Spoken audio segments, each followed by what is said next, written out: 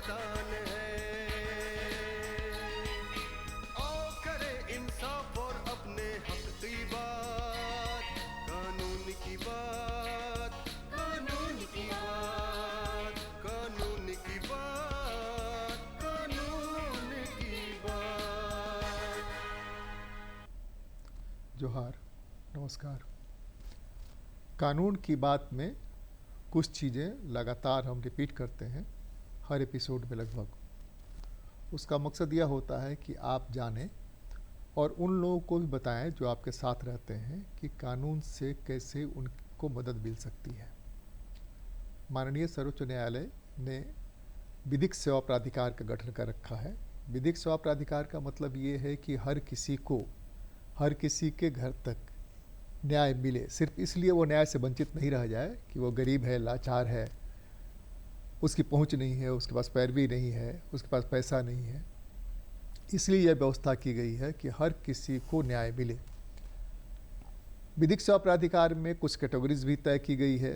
SC हैं, ST हैं, महिलाएं हैं, ट्रांसजेंडर हैं। इन सबको फ्री ऑफ कॉस्ट कानूनी सहायता ज़रूरत पड़ी तो सर्वोच्च न्यायालय तक अपनी लड़ाई लड़ने के लिए विधिक सेवा प्राधिकार द्वारा प्रदान किया जाता है। बहुत आसान सुविधा है कानूनी सहायता के लिए। एक तो है कि 15100 फ़ोन घुमाइए, उसमें अपनी बात नोट कराइए। दूसरा ये है कि आपके यहाँ जो डाकिया जाते हैं, हर कोई डाकिया को जानता है, डाकिया एक दूसरे को जानते हैं, उनके मोबाइल से भी आप अपना कंप्लेंट भेज सकते हैं। पंचायतों में आमतौर पर लगभग अधिकतर पंचायतों में पीएलवी की व्यवस्था है। बड़े अस्पताल जो हैं वहाँ भी पीएलवीज़ हैं, या हर जिला मुख्यालय में जहाँ जिला अदालत है वहाँ पर डालसा का ऑफिस है, DLSA, जिला विधिक सेवा प्राधिकार। वहाँ सचिव होते हैं, सचिव को जा कर के दे दें अपना कंप्लेंट। अगर आपको लिखने नहीं आता है तो लिखवाने की व्यवस्था करेंगे और आपके मामले में तुरंत कॉग्निजेंस लिया जाएगा। इतने सारे रास्ते हैं, आप भी समझिए और दूसरे को भी समझाइए। आज हम बात करेंगे देश की आधी आबादी, बल्कि दुनिया की आधी आबादी महिलाएं हैं। हमारे यहाँ भारत में महिलाओं को देवी का दर्जा दिया गया है। कई रूपों में उनकी पूजा होती है। इसके बावजूद महिलाओं की असुरक्षा के मामले लगातार बढ़ते जा रहे हैं। कानून भी उसी हिसाब से सख्त बनाए जाते हैं, लेकिन कानून का भय जो होना चाहिए वो नहीं हो रहा है। उनके सुरक्षा के क्या क्या उपाय हैं, जैसे कि एक सुरक्षा के बारे में तो हम बताया कि अगर कोई भी महिला लगता है कि उसको निःशुल्क विधिक सहायता चाहिए या किसी मामले में राय चाहिए, तो वो विधिक सेवा प्राधिकार जाकर के वहाँ से राय प्राप्त कर सकती है। ज़रूरत पड़ी तो उनकी कानूनी लड़ाई के लिए भी व्यवस्था हो सकती है। दूसरी चीज़ों के बारे में जानकारी देंगे झारखंड विधिक सेवा प्राधिकार के उप सचिव रोहित कुमार जी। स्वागत है आपका। नमस्कार। नमस्कार। ये बताएं कि महिलाओं के सुरक्षा के लिए कानून क्या है और विधिक सेवा प्राधिकार में कैसे उनको मदद मिल सकती है। देखिए, महिलाओं की सुरक्षा और उनके अधिकार आज की सभ्य समाज की एक पहचान है। महिलाओं के लिए संविधान, भारतीय संविधान में भी और ऐसे कई कानून हैं जिसमें प्रावधान किए गए हैं। सबसे पहले हम लोग बात करते हैं उनके संवैधानिक अधिकारों की। तो उनके संवैधानिक अधिकार, जैसे आप अनुच्छेद 15 की अगर हम बात करें, अनुच्छेद 15(3) की, तो उनके लिए विशेष प्रबंध, महिलाओं एवं बच्चों के लिए विशेष प्रबंध का प्रावधान किया गया है। उसमें आप उसके ये देख सकते हैं आप अनुच्छेद 243D और T, जिसके अंतर्गत महिलाओं को पंचायत स्तर पे या नगरपालिका के चुनावों में उनके लिए सीट आरक्षित किया गया है। आजकल आप उदाहरण के लिए आप जैसे देखें तो बहुत से गाँवों में अभी महिलाएं मुखिया हैं, सरपंच हैं। 50% से ज़्यादा, लगभग 60%, एक तिहाई उनके लिए सीट का आरक्षण किया गया है। उसी तरह महिलाओं को पुरुषों के साथ समानता का अधिकार दिया गया है। इसके अलावा अगर हम अन्य कानूनों की बात करें तो डोमेस्टिक वायलेंस एक्ट है। इसके अंतर्गत अगर किसी शादीशुदा महिला को या अन्य महिलाओं को उनके घर में पति के द्वारा प्रताड़ित किया जा रहा है या उन्हें भरण पोषण नहीं किया जा रहा है, उनको खाना पर नहीं दिया जा रहा है या उनके साथ मारपीट की जा रही है, शिक्षा से वंचित किया जा रहा है, तो महिलाएं प्रोबेशन ऑफिसर को या सीडीपीओ को इसकी शिकायत कर सकती हैं या कोर्ट में भी आवेदन दे सकती हैं। इसके आधार पर, उनके शिकायत के आधार पर न्यायालय या प्रोबेशन अधिकारी उसके लिए भरण पोषण की राशि, निवास की व्यवस्था, मेंटेनेंस और उसके शिक्षा की व्यवस्था के लिए या अलग आवास की व्यवस्था के लिए भी न्यायालय आदेश कर सकती है। ये जो आप डोमेस्टिक वायलेंस बता रहे हैं, डोमेस्टिक वायलेंस में और क्या क्या प्रावधान है? सबसे पहले तो उसको घर में सुरक्षा नहीं है तो एक शेल्टर चाहिए कोई। शेल्टर जैसे उसको सुरक्षा भी प्रदान किया जाएगा, निवास भी प्रदान किया जाएगा, और उसके भरण पोषण की राशि भी प्रदान की जाएगी, ये सब की व्यवस्था है। इसके साथ ही आपको अगर अलग आवास की ज़रूरत है तो न्यायालय उसके पे आदेश कर सकती है। इसके अलावा भी आपके जैसे कार्यस्थल पर महिलाओं की सुरक्षा के लिए पोस एक्ट, कार्यस्थल में जो यौन हिंसा होती है उनके लिए 2013 में एक पोस एक्ट बना है। इसके अंतर्गत अगर अब कार्यस्थल पर किसी महिला के साथ कोई अभद्र टिप्पणी की जा रही है या उससे छेड़छाड़ किया जा रहा है तो हर ऐसे कार्यस्थलों पर इंटरनल कंप्लेंट कमेटी का गठन करने का एक प्रावधान किया गया है जो मैंडेटरी है।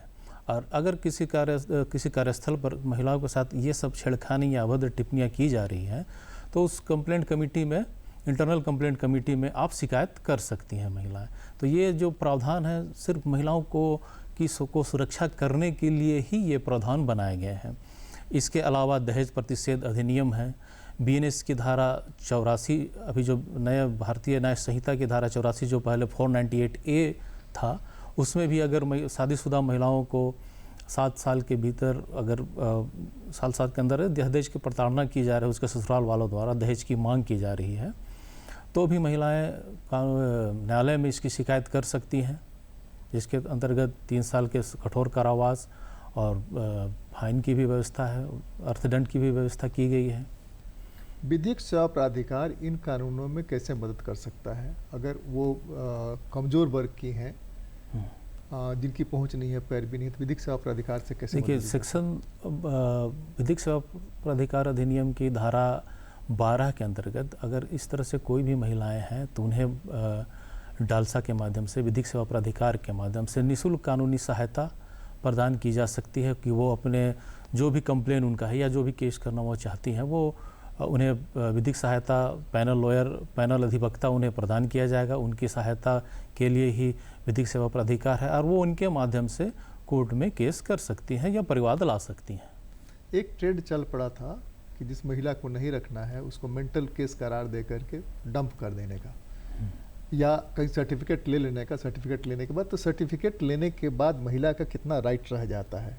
अगर उसको नींद नहीं आ रही है, अगर वो बेचैन है, कोई परेशान है या कोई साइकोलॉजिकल प्रॉब्लम है, तो आप गए साइकोलॉजिस्ट को दिखाए, साइकियाट्रिस्ट को दिखाए और वहाँ से आपने एक सर्टिफिकेट हासिल कर लिया। सर्टिफिकेट हासिल करके उसके आधार पर उसको आपने वो कर दिया, तो उसके जो पारिवारिक अधिकार हैं, संपत्ति में अधिकार है, पति पर जो अधिकार है, बच्चों के साथ जो अधिकार है, वो कितना बचा रहता है, कितना ख़त्म हो जाता है? देखिए, कोई भी महिला अगर किसी महिला के तरह उसके बावजूद अगर वो मेंटली ये इस समर्थ नहीं है कि वो अपना भरण पोषण कर सके, तो इसके परिवार का दायित्व ये बनता है ये कि वो उसका पालन करे, उसकी देखभाल करे और उसका प्रॉपर इलाज कराए। ऐसा नहीं है कि अगर कोई सर्टिफिकेट ले लिया गया तो उसके सभी अधिकारों से वंचित किया जा सके। नहीं, हम अपने दर्शकों को यह बताना चाहते हैं, आम ट्रेंड है गांव में कि मेंटल केस करार देने के बाद तो फिर हो जाएगा ना भाई कि सारा कसूर इसी का है, घर वालों का कोई कसूर रहा नहीं, तो उसमें उसका अधिकार छीन जाते हैं या अधिकार छीनते हुए लगते हैं। ऐसे मामलों में भी महिलाओं के कोई अधिकार नहीं छीने जाते हैं, वो महिलाओं के अधिकार जस के तस रहते हैं। ये एक गलत धारणा है कि उनके अधिकार छीन जाते हैं। अगर ऐसा होता है किसी महिला के साथ तो उसको क्या करना चाहिए? इसके लिए भी विधिक सहायता अपने पीएलवी के माध्यम से, अगर गांव में है कोई भी, इसकी सूचना विधिक सेवा प्राधिकार के तक ला सकता है। फिर आगे विधिक सेवा प्राधिकार उसे सहायता प्रदान करेगी।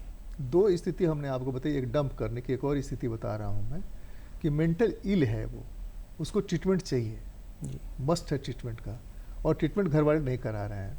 जो जादू टोना भूत प्रेत वाला होता है वो ट्रीटमेंट कर रहे हैं, उससे वो ठीक नहीं हो रही है।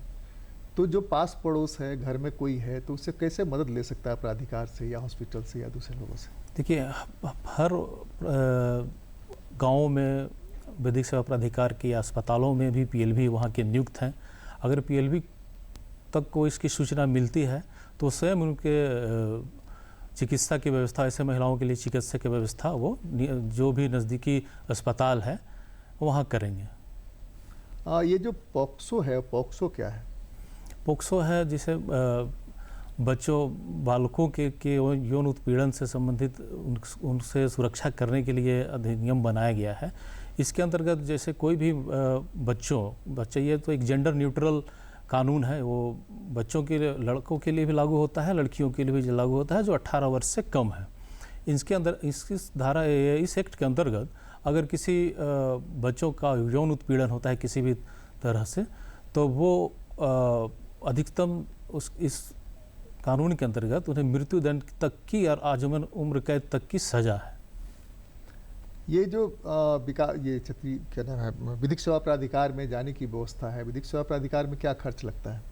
देखिए, विधिक सेवा प्राधिकार से जो भी कानूनी सहायता प्रदान की जाती है वो निःशुल्क रहती है, इसमें कोई भी खर्च नहीं रहता। क्या प्रोविजन है, कैसे वहाँ पर इंटरटेन करते हैं, क्या तरीका क्या है? जिस सेक्शन 12 में, जैसे धारा 12 विधिक सेवा प्राधिकार अधिनियम के सेक्शन धारा 12 में जो भी प्रावधान है कि अगर कोई ST/SC बच्चे या महिलाएं हैं और वैसे व्यक्ति, उन्हें विधिक सहायता निःशुल्क दी जाती है, और वैसे व्यक्ति जिनकी वार्षिक आय 3 लाख से कम है तो उन्हें निःशुल्क सहायता प्रदान की जाती है।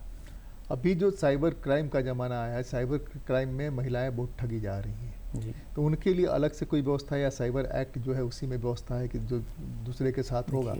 और चूंकि वो महिला है इसलिए विधिक सेवा प्राधिकार में कानूनी सहायता प्राप्त करते, क्या है प्रोविजन इसमें? देखिए, महिलाओं के लिए जैसे भी मैंने बताया कि विधिक सेवा प्राधिकार अधिनियम की धारा 12 के अंतर्गत उन्हें निःशुल्क विधिक सहायता प्रदान की जाएंगी। और जहाँ तक साइबर क्राइम की बात है तो महिलाओं को अपने कानूनों से, अपने जो भी सेफ्टी मेजरमेंट है उससे उन्हें वाकिफ़ होना होगा, उस पर अमल करना होगा, उन्हें जागरूक होना होगा कि अगर जैसे कोई भी लिंक आता है उनके मोबाइल पे, ज़्यादातर ये सब जो घटनाएं घट रही हैं वो इसलिए हो रही हैं कि वो इससे जागरूक नहीं है। अगर कोई भी उनके मोबाइल पे कोई लिंक आता है या कोई OTP मांगता है जो एक अननोन नंबर से है, तो ऐसा से हरगिज़ उस लिंक को टच ना करे, उस लिंक को खोले नहीं, जिससे इस केस से, ऐसे घटनाओं से बचा जा सकता है। महिलाओं के साथ बच्चे जुड़े हुए हैं, इसीलिए महिला कल्याण, बाल कल्याण विभाग रहता है। आपके यहाँ से कुछ स्कीम्स चलती थी, और बच्चे चूँकि बहुत सारे मामलों में, आप संथाल परगना अगर जाएँ, संथाल परगना में हमको लगता है हिंदुस्तान में सबसे ज़्यादा एकल महिलाएं वहीं हैं, संथाल परगना की हालत है। तो ऐसी स्थिति में अगर बच्चा है उनके पास, तो उसके लिए क्या मदद ले सकती हैं, कैसे मदद ले सकती हैं, किससे मदद ले सकती हैं?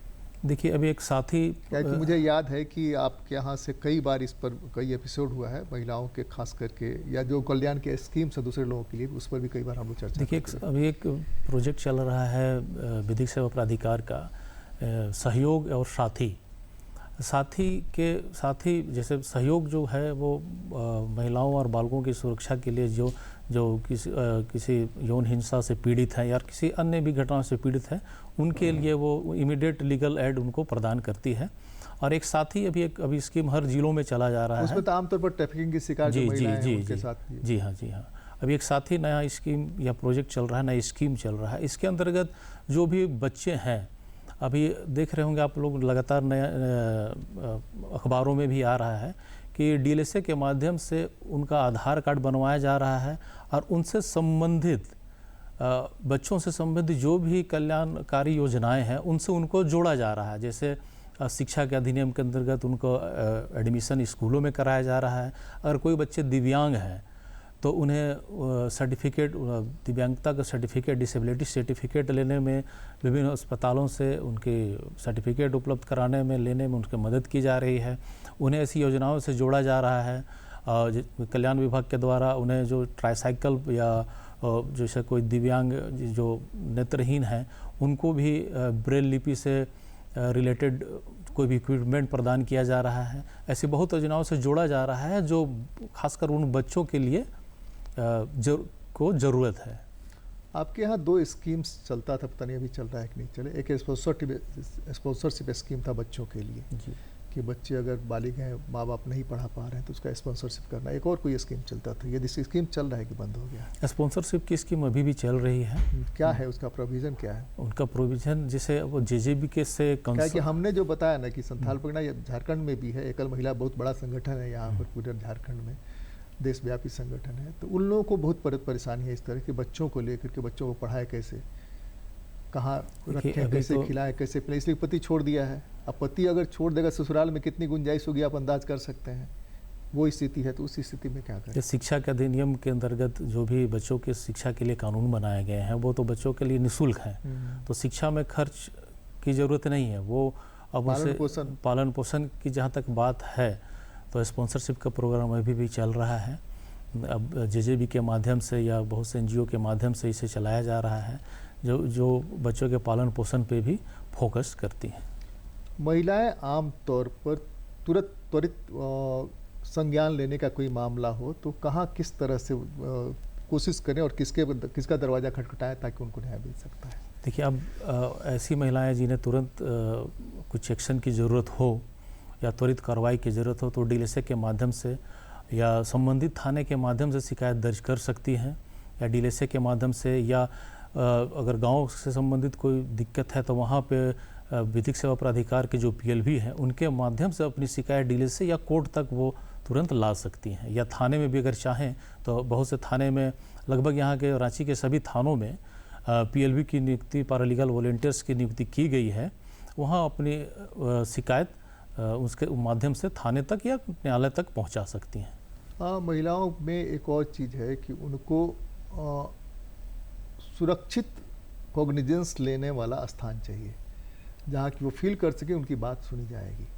तो आप लोगों ने कुछ जगह व्यवस्था की है सरकार की तरफ से, कहकर न्यायालय के दबाव पर सब जगह सीसीटीवी वगैरह लगे हुए हैं जी। लेकिन वो सेफ महसूस करें कि हम जा रहे हैं अगर रात के 8 बजे 9 बजे 12 बजे तो हमको सुना जाएगा और हमारी बात पर कॉग्निजेंस लिया जाएगा। देखिए, अभी जैसे थानों में भी सीसीटीवी की व्यवस्था है, उस महिलाओं की सुरक्षा के लिए ही है वो। और बहुत से विभिन्न स्थानों में, स्कूलों में देख रहे हैं, ट्रैफिक सड़कों पर भी, या ऐसे जगह पे जहाँ पे जनता का जमावड़ा रहता है वैसे जगहों पे ही सीसीटीवी की व्यवस्था की गई है।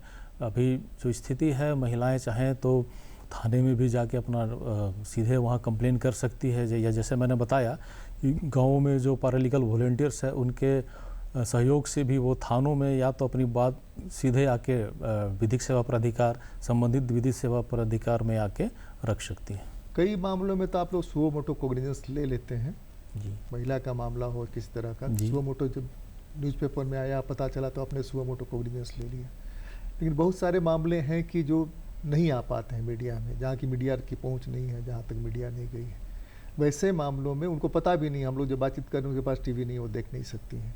तो उनको कोई मदद दिलाना चाहे, पास पड़ोस का आदमी की हम मदद दिलाना चाहते हैं। जैसे कि एक केस हमने बताया कि अगर मेंटल है तो उसको मेंटल हॉस्पिटल जाना चाहिए, मेंटल डॉक्टर के पास जाना चाहिए। उसके घर में मारपीट हो रही, घरेलू हिंसा का शिकार हो रही है तो कोई खबर कर देता है, उस पर कॉग्निजेंस लिया जाए कि उसका बचाया जाए। किसी को डाइन कह करके प्रताड़ित किया, डाइन यहाँ झारखंड के पूरे इलाके में, आप तो यहीं के वासी हैं, डाइन एक बड़ा प्रॉब्लम है यहाँ पर। तो उसके निषेध और उसके साथ डाइन कह करके अगर कुछ होता तो उसका क्या प्रोविजन है? देखिए, डायन प्रतिषेध अधिनियम की धारा 3(5) में ये प्रोविज़न है कि अगर किसी भी व्यक्ति को कोई डायन कह के इंगित करता है तो ऐसी महिला कोर्ट में एक परिवाद दाखिल कर सकती है। अगर वो असमर्थ हैं इसके लिए तो गांव में संबंधित जो भी पीएलवी हैं, पैरालीगल वॉलंटियर्स हैं, या कोई भी ऐसा व्यक्ति जो जागरूक व्यक्ति है और वो अपने आस पड़ोस के व्यक्ति के माध्यम से भी डीएलएसए तक आ सकती है। उसके बाद एक कंप्लेन न्यायालय में वो दाखिल कर सकती है और उस कंप्लेन के आधार पर ही न्यायालय उस पर कॉग्निजेंस लेके आगे की कार्रवाई करेगी।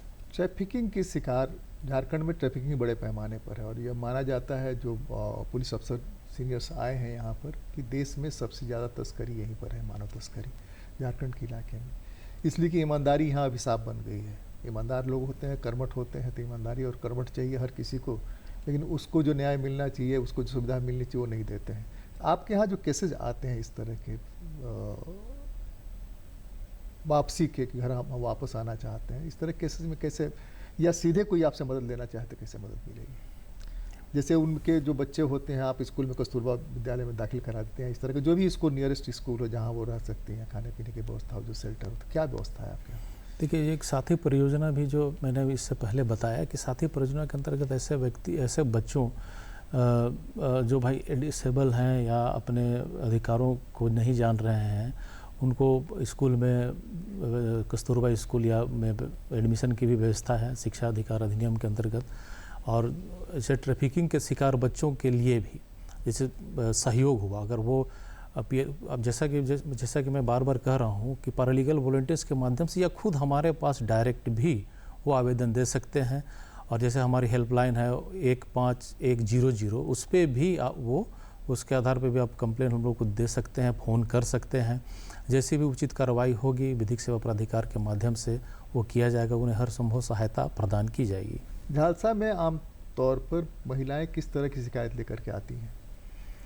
झालसा में कुछ तो हाई कोर्ट से सीधे आता होगा जी, कि इनका जी, ये जी, प्रॉब्लम है, कुछ वो आपके यहाँ सीधे पहुँच जाती होंगी टीवी रेडियो देख सुन करके कि भाई हाँ, या पैरालीगल वॉलंटियर से कि हम वहाँ पहुँच सकते हैं। तो किस तरह की महिलाओं की शिकायत आती है आमतौर पर? आमतौर पर झालसा में पारिवारिक विवाद से संबंधित शिकायत या जमीन जो सिविल सूट है, सिविल विवाद हैं, वैसे मामले न्यायालय। एक तो यहाँ पर ये सबसे बड़ी दिक्कत ये है कि महिलाओं को संपत्ति में अधिकार नहीं है। जस्टिस अपरेश सिंह थे तो उन्होंने एक फैसला दिया था कि नहीं, यहाँ की महिलाओं को संपत्ति में अधिकार मिलना चाहिए, उसके बाद भी मिलता नहीं है।